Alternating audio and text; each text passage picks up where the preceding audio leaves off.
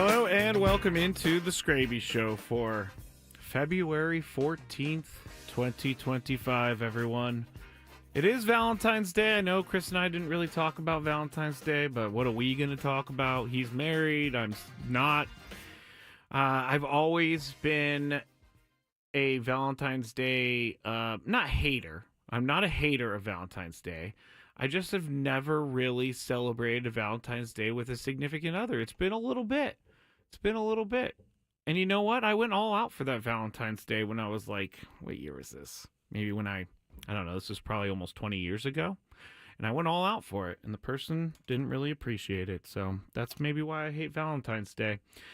It's Singles Awareness Day. It's Lonely Boys Valentine's Day. We're going to get into a little bit of my thoughts on Valentine's Day. Some more thoughts in a little bit, because I have some thoughts. And I think it's offensive sometimes, some of the things that happen during Valentine's Day. Singles Awareness Day. Thank you to Mashuti. We appreciate you, Skraby. I appreciate all of you guys as well. All right. We're going to talk about Valentine's Day. Matt Vasgersian was on with Ben and Woods this morning, and they asked him a question I'm very curious about. And that would be, why does Harold Reynolds hate the Padres so much? We're going to hear from that. Also, we have a couple daily gripes. I'm just going to focus in on one daily gripe, but we are going to wait for the end of the show for that. We're going to start with the Padres first. We have, I went through some of the pitching stats from last year because I think that we now have a little bit of a direction, and the Padres pitching, and the Padres said this, AJ Preller said this yesterday, the Padres pitching is their team focus. We can kind of look forward now and on how the season's going to go, kind of their strategy of things. So we'll get into that in just a second, but I wanted to play some Connor Joe audio from this morning. Sammy Lev actually went out there and was able to catch up with Connor Joe. And I'm also very curious about how Connor Joe fits into the defensive lineup, how he fits in, what is his role? That's what I'm trying to say. And that's what Sam asked him. So here is Sam Levitt with Connor Joe from earlier today. You're obviously a versatile guy, can play a number of positions. What have they shared with you about where you may play and how that may all shake out? Yeah, obviously had conversations throughout free agency about the role and potential playing time and whatnot. I think there's opportunities for me to get in the lineup at left field, maybe see some action at first base, at DH. Obviously haven't had the introductory meeting of the whole staff and whatnot, but that's kind of where I see myself fitting in. Well, there you go. That's exactly what we thought he was going to do here. So I knew that he was going to say that, and that's good that we kind of figured out what Connor Joe is going to do, and that's the role that he thinks he's going to go into, which the more I think about it, the more I read about some of the moves the Padres have made.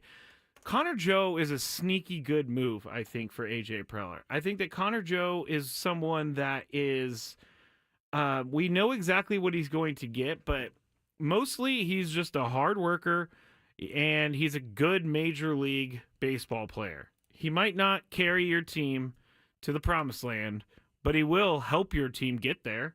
And I was looking at, who was it say? Oh, Ben Verlander. I'm not a huge fan of Ben Verlander's takes just because it seems like it's very slanted towards the Dodgers. But he did say today that Connor Joe is a sneaky move for the Padres to make, a sneaky good move. So people are seeing that around baseball. And I know that Connor Joe's name itself isn't that big of a name, but I do think that Connor Joe is the type of guy that is perfect for this team because, like we've been saying, we just need to fill in some of the spots that aren't really filled in yet. And so left field, at least to start the season, is seemingly figured out with Jason Hayward and Connor Joe.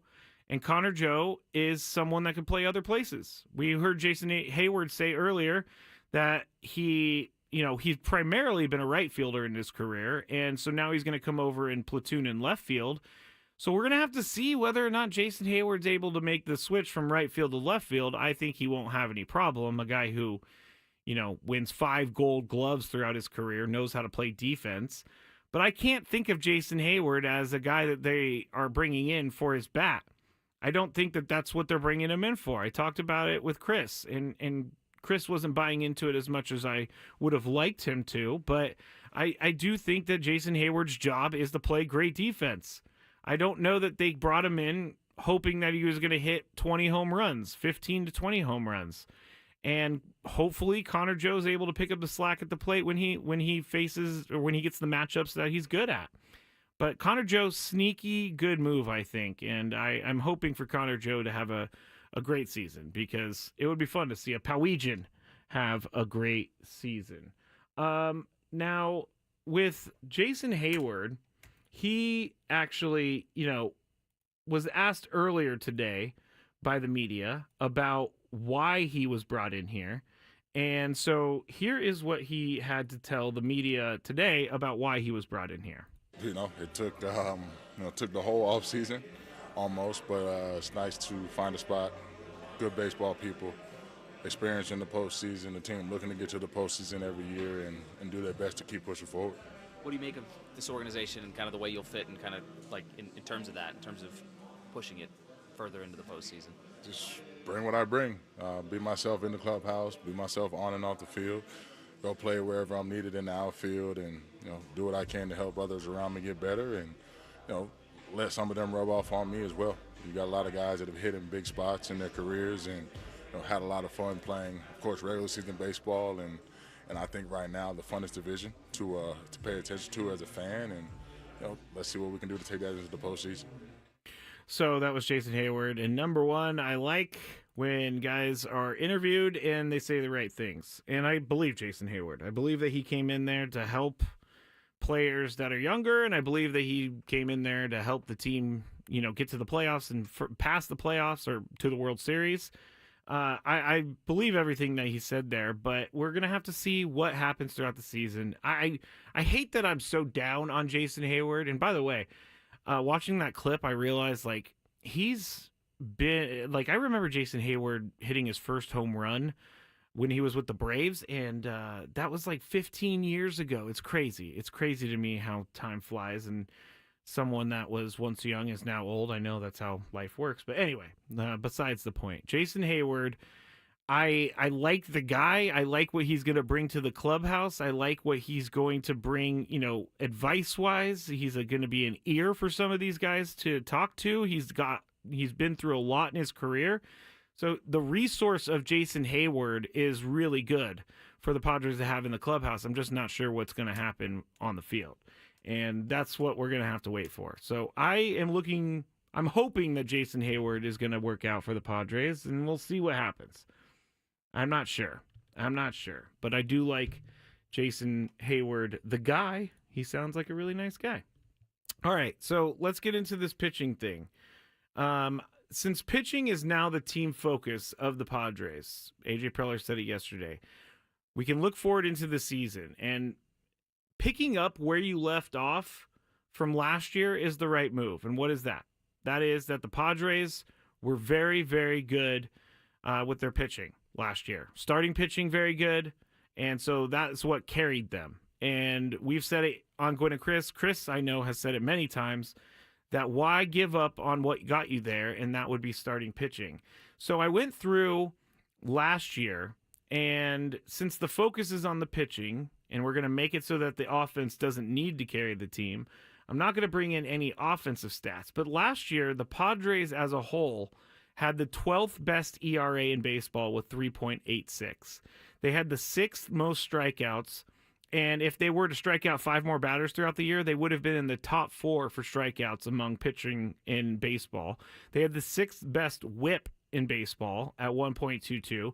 They had the 11th best batting average against in 2024 and 9th fewest home runs given up. So those are really, really good numbers across the board for your pitching staff. And if they're going to go in the direction of let's fortify pitching, I can totally get behind that. I don't want to see the offense having to carry the team, because that's not what this team is built for. This team is not built for the it's not built for the offense to carry it. Now, will I've talked about the finer line before with this team and the offensive side. The fine line of this whole thing is that the superstars are going to have to superstar. I said it so many times last year. The superstars cannot really afford to start slow or as a collective be performing less than what we need them to perform, because they're the guys that are being paid. They're the guys that are being expected to carry this team offensively. The Manny Machados, the Fernandos, the Xander Bogarts, Jake Cronenworth. Those guys are going to have to, Luis Arise, those guys are going to really have to pick it up from the beginning. And Jackson Merrill, I should mention as well. But if the pitching is going to be the focus, and we may not see another big name bat be signed by the Padres, then those guys are going to have to be really good. And it's very important, I think, that Manny Machado is completely healthy coming into the year. It's very important, I think, that Fernando Tatis Jr. is completely healthy coming into the year. I think that this offense can hang with the best of them, but when you're going to ask them to outslug another team or outscore another team, I don't know on a nightly basis that the Padres are going to be able to win games with their bats. I guess that's how you win games, but I don't know that they're going to be solely winning games with their bats. They're most likely going to have good pitching, and they scratch across a few runs to get them the win. But this year is going to be all about just getting the job done. No excuses. I said it yesterday. This team is not rebuilding, even though some people want the team to rebuild. It seems like it's not. Everybody has to hit the ground running from opening day on.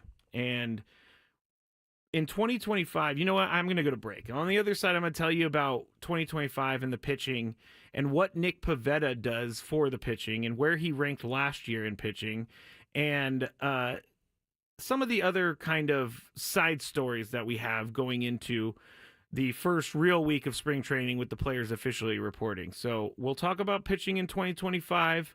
We may even get a good rant about Roki Sasaki at some point. We're going to hear from Matt Vasgersian, and then whatever is left we'll do at the end of the show. Thank you for watching and listening to the Skraby Show. You can join us on YouTube. Just search 97.3 The Fan. You can also go to Facebook, and you can go to my Twitter at Matt Skraby, MattsKraby, as in boy, Y. Back shortly on 97.3 The Fan. Need a hangover.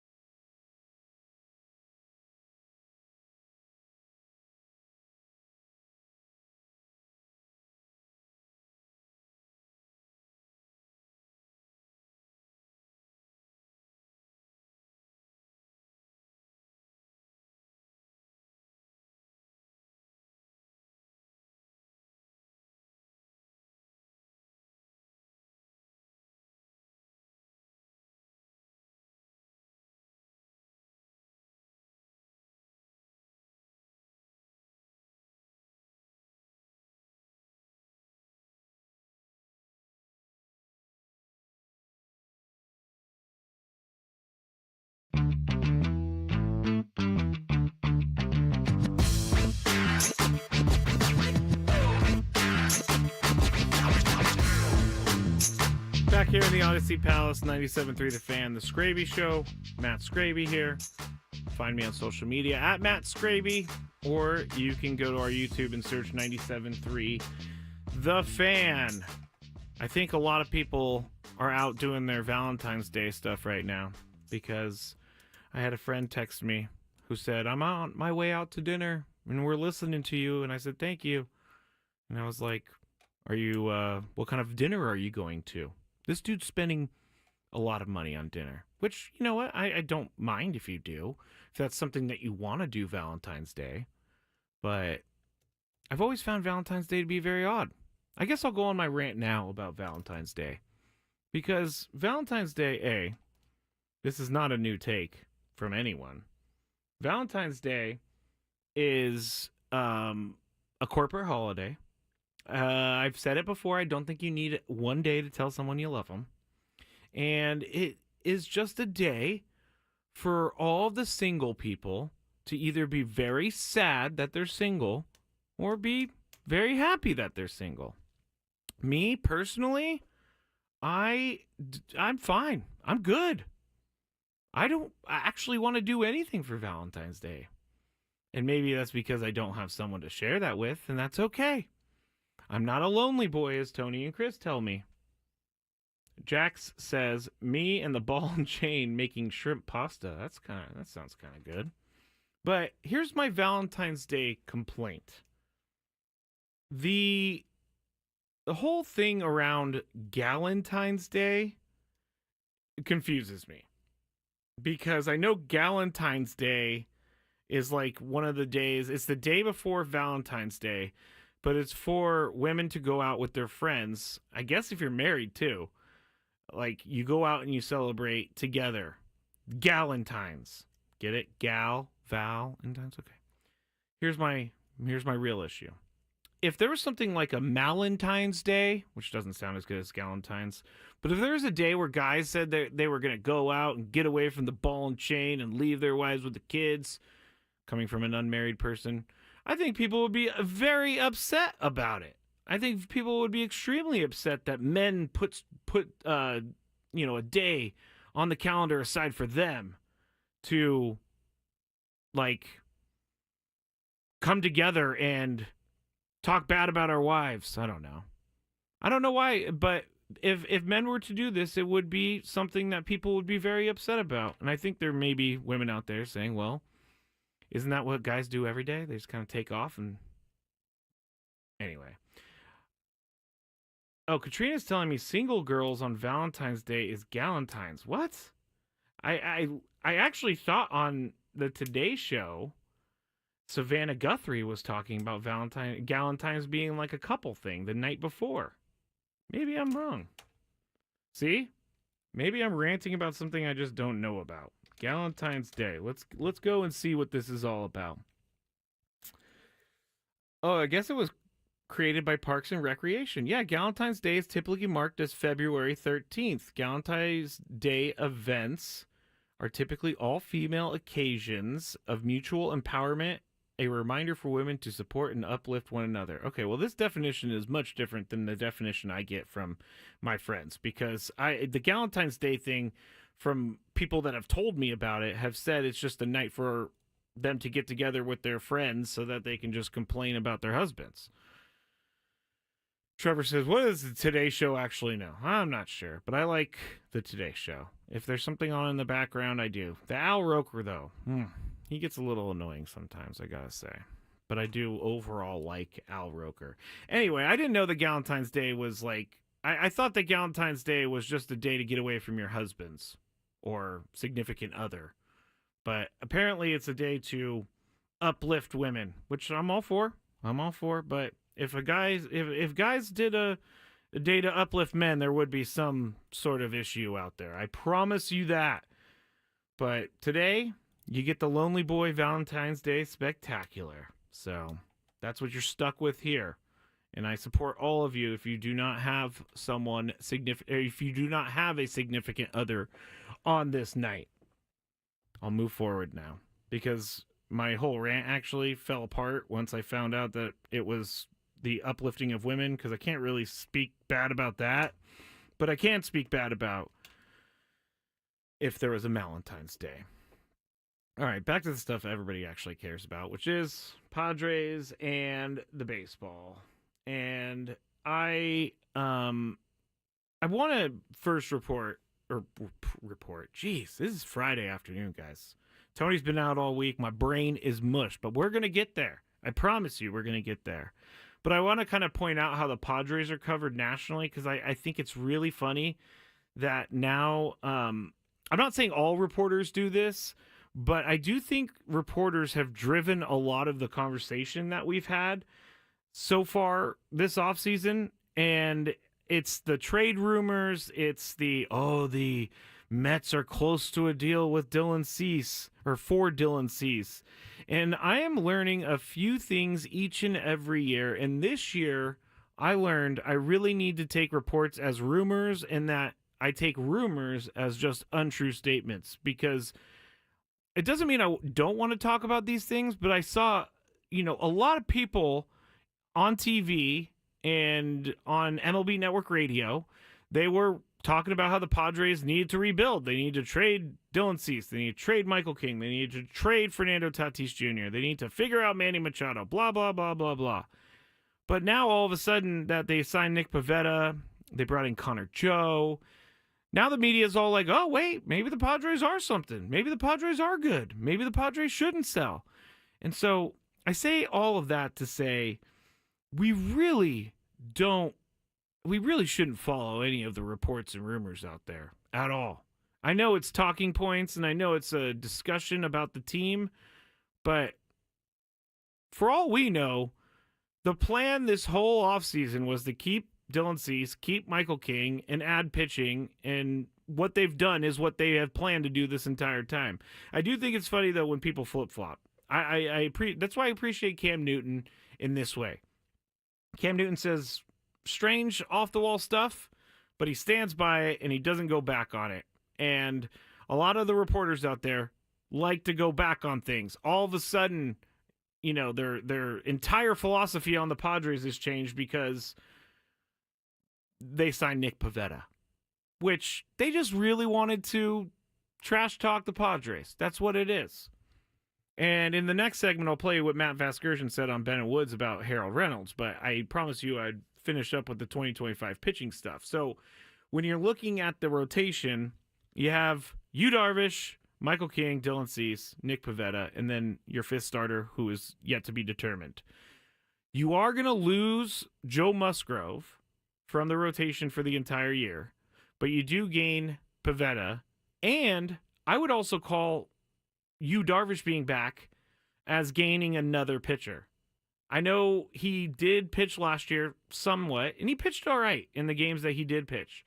But we all know that he had to take time away from the team last year, so I would consider that as an addition to the team, because Yu Darvish didn't do much in the overall scope of what happened last year with pitching. Now, Nick Pivetta, he brings the 28th most strikeouts in baseball last year to San Diego, and only 36 walks, which is near the top of starting pitchers in baseball last year. Coming into this year, with Pivetta added, the Padres now have the number 3 best starter in regards to strikeouts with Dylan Cease. They have the number 10 best strikeout guy in the league with Michael King, and they added the 28th best strikeout starter in baseball from last year. Plus, I can't rank Yu Darvish because he is not, qualified for some of those things. But if you look at that and you add Yu Darvish to the mix, that sounds pretty good to me. It sounds like this team is going to strike out a lot of guys and hopefully give up very few runs. And so I like what the Padres are doing by committing to pitching. Instead of building a team like maybe I would build it, where, okay, I have my 3 pitchers. Now I need a left fielder. Now I need a DH. I'm going to go get those guys. No, this team is not going to do that. This team is going to focus on what they have and what they're best at, which is their pitching. And mainly I'm talking starting pitching.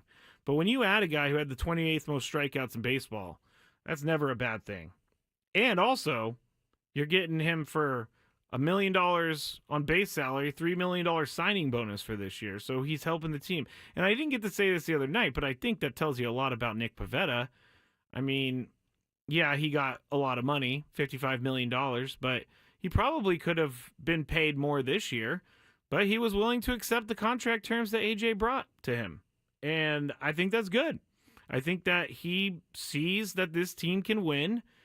And also, remember when we were talking about circumstances around the lawsuit, and then Roki Sasaki said he wasn't sure because he picked the Dodgers. They had the most stable front office.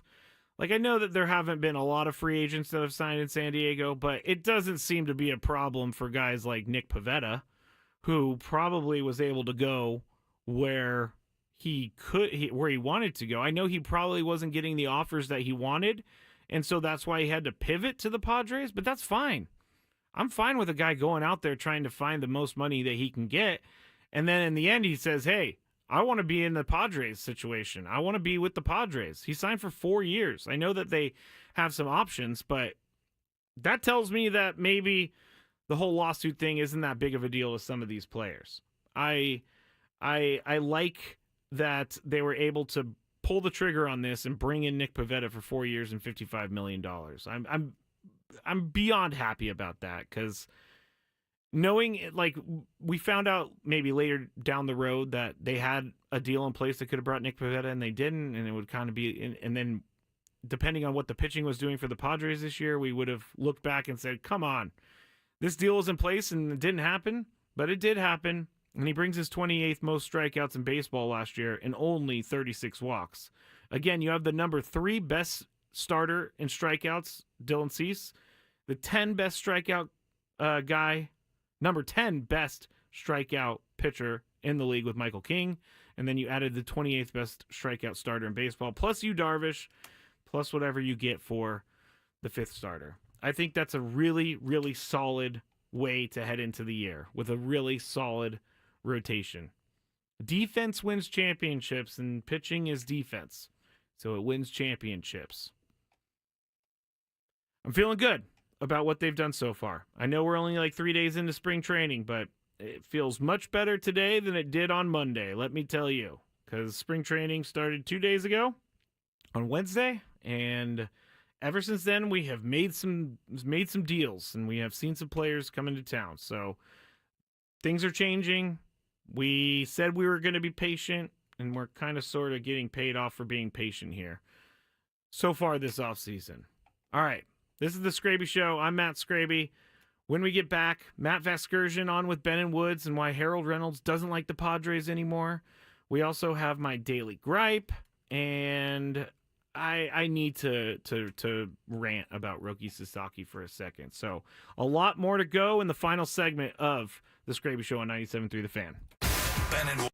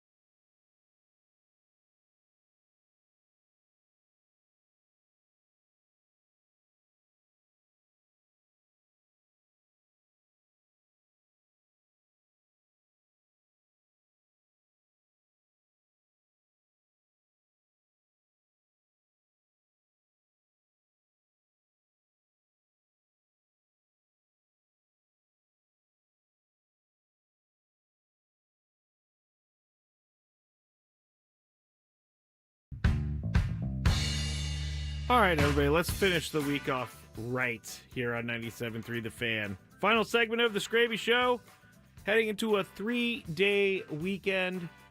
I gotta say, I don't ever remember having President's Day off, but apparently it happens every year, so I didn't remember each and every year. But I won't complain, I guess.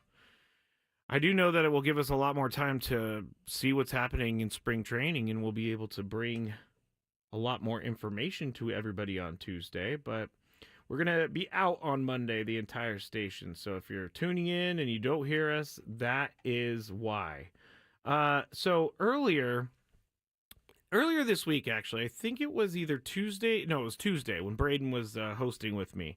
And he talked about the 73 toll road and how he was trying to pay his bill and it didn't work out. Well, one of our Skrabinators, Katrina, is on the 73 right now. And I have to tell her, like, hey, you got to pay this bill.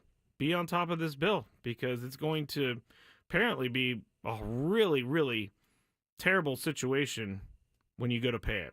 Which I originally brought it up because I went over a bridge in the Bay Area near Christmas time, and I got the fast track bill in the mail, and I could not pay it because I would go online and I would try to pay it online, and it kept telling me that it couldn't accept or it wouldn't process my payment.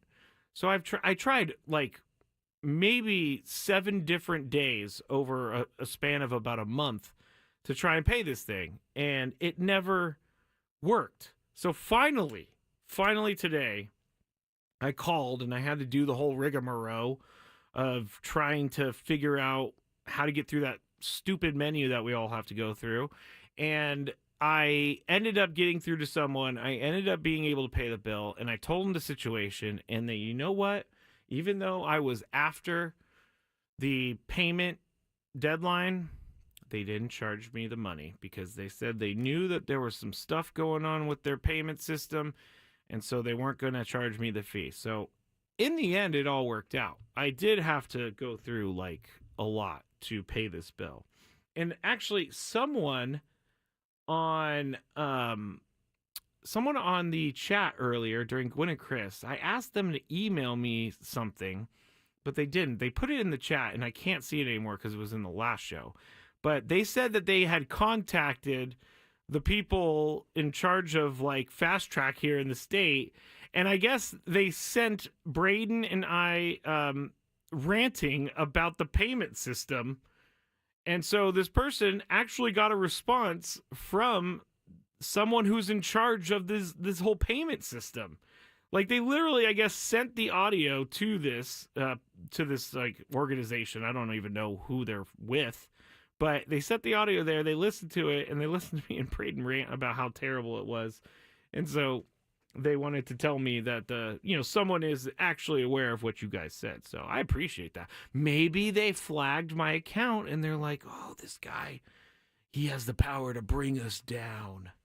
And we need to make him happy. I don't think they actually thought that, but I thought that was a funny addition to the saga of paying bridge tolls and fast track and late fees and all of that. M. McKee says, remember the $1 toll on the Coronado Bridge? I do. Also, when I was growing up, the Golden Gate Bridge was like $2 to cross. Now I think it's, is it $11 to cross? I gotta make sure because it is expensive to go across the Golden Gate Bridge. I remember not recently, but back when I lived in San Francisco, it was very, I would do everything I could to avoid going over the Golden Gate Bridge because it was so expensive, and I can't find the toll right off the bat. All right. It is a fast track toll for the Golden Gate Bridge for 2 axles or motorcycles is $9.25. The toll invoice for someone without fast track is $10.25. Someone who's doing a license plate account, it's $9.50. So it's basically $10, which I think is incredibly expensive for a bridge like the Golden Gate Bridge. I know it's like a national landmark, and I love the Golden Gate Bridge. I love going over the Golden Gate Bridge, but paying $10 a trip is kind of insane.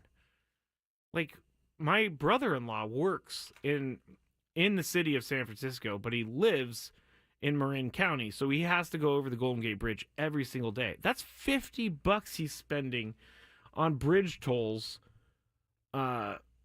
every single week.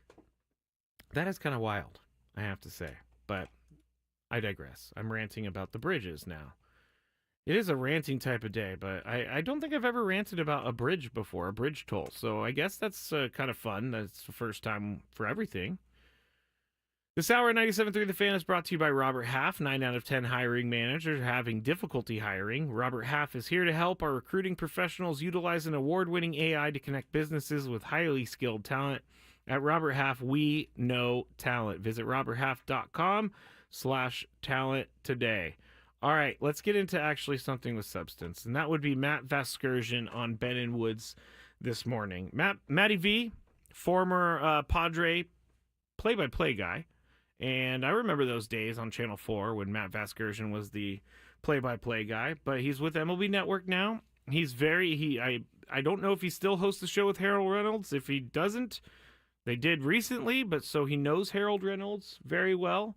And he was on with Ben and Woods this morning, and they actually asked Matt Vasgersian why Harold Reynolds hates the Padres. This clip is kind of long, but Matt Vasgersian has a lot of good things in here. So I'm going to play it all, and then we'll talk about it after. Harold has a way of shooting from the hip, and it really doesn't matter what the topic is. It could be, the plight of the humpback whale. It could be the San Diego Padres. It could be congestion pricing in New York City. He's going to have a hot take. He's not really going to think about it much, but he's going to tell you exactly what he feels at that moment. And I think you could kind of argue Harold back to the Kevin Bacon all is well mantra from Animal House. Yes. Because the Padres are good. I mean, there's not a lot of tweaking to be done. It's still an elite bullpen. It's a really elite starting staff now. And I know everybody's making a big deal about the 10-man rotation the Dodgers have put together. But San Diego's 1 through 5 is as good as anybody's, including the Dodgers, especially with the Pivetta signing. And bringing in a guy from Korea who won their Korean Cy Young Award. And I know it's let's be clear, it's not Major League Baseball, but they've assembled some depth. They're going to score runs. There's no question in anybody's mind that San Diego, as it stands right now, is a postseason caliber team. And once you get to the second season in October, anything can happen, as we know. I guess the concerns are built around not 2025, but beyond that. You've got Dylan Cease for another year. Is the time right to maximize his value and make a trade before you lose him to free agency, potentially? Because I don't know that there's enough resource there. There's enough canvas for another long-term pitching contract. The Bogarts deal and the Darvish deal and the Manny deal are, and I'm just not sure that they're going to be able to spend like that moving forward. So this might be the best and last year to keep the band together and make that push, unless AJ gets the right offer for Cease, and I think he'd listen if something good was out there. And then you try to stay competitive while still keeping an eye on the future. Remember all the great prospects that have gone in some of the recent deals. So that there could probably be a replenishing done at the same time. A lot of teams have had success in staying competitive and rebuilding at the same time. It's a really delicate balance. It's not easy to do. But the Yankees have done it. The Cubs have done it. And I think the Padres, whatever they choose, it's not going to be without a ton of thought and research. So there was Matt Vasgersian on with Ben and Woods this morning, and, he definitely covered for Harold Reynolds, I'll say that. And I've met Harold Reynolds, and we've had him on the show before. He doesn't actually hate the Padres, but it is kind of jarring when the quote-unquote talking heads on TV are trying to trade your star players on your team. Like when he said trade Fernando, that was kind of crazy, and I wasn't a big fan of that. But I don't think that, Matt Vasgersian's wrong. I think that the future is a concern, but the window is now, like he said. And I guess if the Padres win a World Series this year, and then they are terrible for the next 5 years, are you all happy? Because I have been told if the Padres win a World Series, that no one's going to complain about the team for the next 5 years after that. I don't know if that's actually true because I don't actually think it's true. I think people would be back to it the next year wanting to win another World Series. But I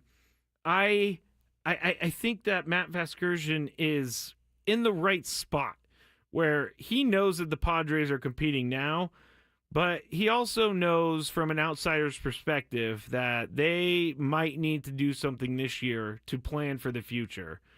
But if we get into this season and they are winning, I don't plan to see any sort of trades. I think if they're showing that they are a team that can contend for a title throughout the year, then I say you put all the chips in and go all in and keep Dylan Cease and keep Michael King at the trade deadline, say, because you got to go with the guys that you have now. I always think about last year and think about how great that team was last year and think about how that team obviously will never be assembled again. And that's kind of sad because that team was probably the Padres' best chance to win a World Series in the last 25 years. And this year, though, we're heading into a season that has a different type of team, and we're still thinking that this team can compete. So I fully expect for the Padres to hang on to their big-name players. Like, it doesn't happen often where you have a rotation with guys like Dylan Cease, Michael King, Yu Darvish, Nick Pivetta. And I know I'm blowing up Nick Pivetta. We haven't seen him pitch here in San Diego yet, but I do think I think more of him than other people are thinking of him just by looking at his stats. I think that a 30% strikeout rate and a 6% walk rate is pretty darn good. I think a guy who struck out the 28th most batters in baseball last year is pretty darn good. Playing in and pitching at Petco Park is going to help Nick Pivetta because it helps mostly every pitcher that isn't a Padre pitcher. Haha, joke. But it's kind of true. I think that he gets better with the defense behind him. I think that he gets better just because he has Ruben Niebla. I think that Nick Pivetta is going to be a guy that's going to get better this year. I don't think he's going to get worse. He was a highly talked about free agent. He wasn't some guy who, was coming off of a pretty bad year and and he's 34 years old or 35 years old. It's not like that. He's coming off of a decent year. And I think that he's a good addition to this team. I think we're going to have to, I think we're going to have to back off a little bit of the thought that this team is not going to contend this year, because I do think they're going to contend. I hear a lot of people contending that they aren't going to contend. Haha, see what I did there? Okay, it's getting late in the week, everybody. It's getting late in the week, as I've already said. My brain is kind of sort of mush this week, but I have had a fun time with everyone, appreciate everyone. But now we're going to have two gripes to close it all off. What's annoying Skraby today? Let's find out. It's time for the Daily Gripe. All right, someone asked me if Nick Pavetta's won Cy Youngs before, but I don't think he has. I don't think he's won any Cy Youngs. In my short research, I don't think he has. But if he has, then I'm way wrong. And I completely missed that. But I don't think he's won a Cy Young. All right, Daily Gripe. First Daily Gripe is this. Roki Sasaki. I'm getting choked up, everyone. Roki Sasaki was named the 100th best player in baseball this year, and he hasn't played a game. Now, would I be celebrating this if he was a Padre? Probably. Not gonna lie. But I do think it's a little ridiculous that you're gonna rate him higher than guys who are already in the league.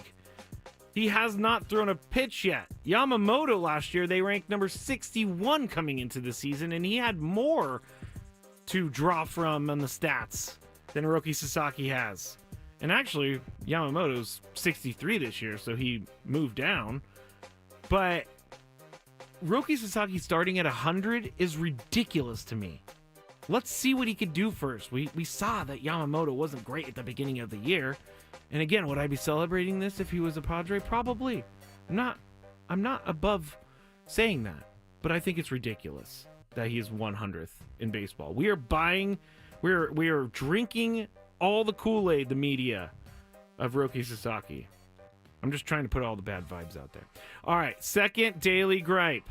The actual daily gripe for today.